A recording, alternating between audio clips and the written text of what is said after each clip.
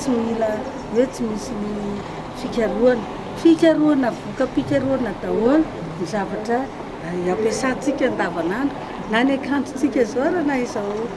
zavatra hoentinareo mandray feo sy ny sisa ka ny zavatra tanjona zany dia ny hoe fikaroana mipakany amin'ny vahoaka sady résultat rapide efficace zany zay zany mbola tohizanay zany zay satria raha ohatra miteny ao amin'ny vavety dia ny vaccine ao amin'ny faux dia ny semence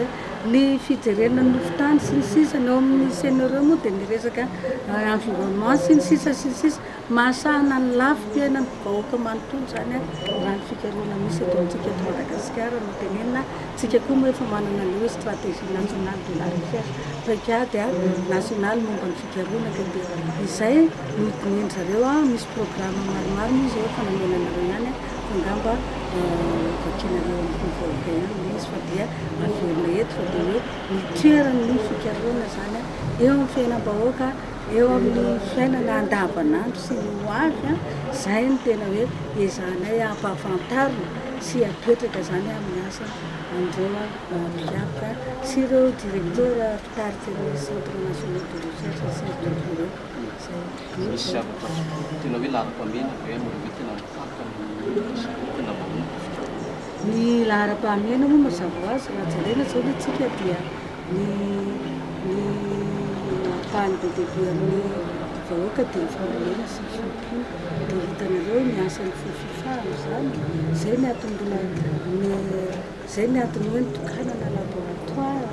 laboratoire tany Tomasina ny mampirizaka tany ka ny mahajanja momba ny hoe fijerena ny fitany fijerena ny semence masom-bolo zany ambioka zay hoe mahatapana zao tsika manko zao vao manomboka dia fahitantsika fa ny vary eo zany dia fa feno rano tany amin'ny